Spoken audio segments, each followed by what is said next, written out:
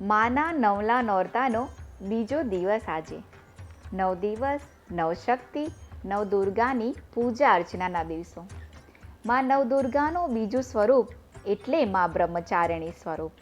બ્રહ્મચર્યનું જે આચરણ કરે છે એ બ્રહ્મચારિણી. માતાજી અહીં જાપમાળા અને કમંડળ સાથે છે. સતીનો પુનઃજન્મ હતા મા પાર્વતી, જેમના જીવનનું લક્ષ્ય હતું શિવ પ્રાપ્તિ. શિવને પતિ તરીકે ફરીથી મેળવવાના હતા અને એટલે કિશોરાવસ્થાથી કે જ્યારથી સમજણ આવે છે ત્યારથી મા પાર્વતી શિવને મેળવવાની તપસ્યા શરૂ કરે છે, બ્રહ્મચર્યનું પાલન કરે છે. અને આ તબક્કામાં માં એવી સ્ત્રીને આપણી સમક્ષ મૂકે છે કે જેને ખબર છે જીવનનું લક્ષ્ય શું છે, જીવન પાસેથી શું જોઈએ છે અને એને મેળવવા માટે શું મહેનત કરવી પડશે. સમજણ પાંગરવાની શરૂઆત થાય.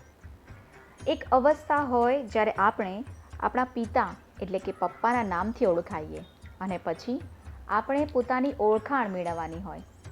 એના માટે જે મહેનત કરે, તપસ્યા કરે, એ દરેક સ્ત્રી બ્રહ્મચારિણી સ્વરૂપે છે. આંખોમાં સપના આંજી પોતાના લક્ષ્ય માટે મહેનત કરે, તપસ્યા કરે, એ દરેક સ્ત્રી પણ બ્રહ્મચારિણી સ્વરૂપે છે.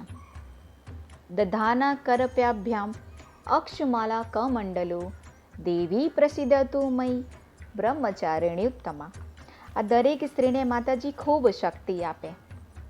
આજે નવરાત્રિના બીજા દિવસે મા બ્રહ્મચારિણીના ચરણોમાં નમન સાથે આ સમગ્ર પૃથ્વી પર રહેલ પરાંબાની પ્રતિકૃતિ એટલે કે દરેક સ્ત્રીને કોટી કોટી વંદન કરીને આપ સર્વને મનથી નવરાત્રિની હાર્દિક શુભકામનાઓ.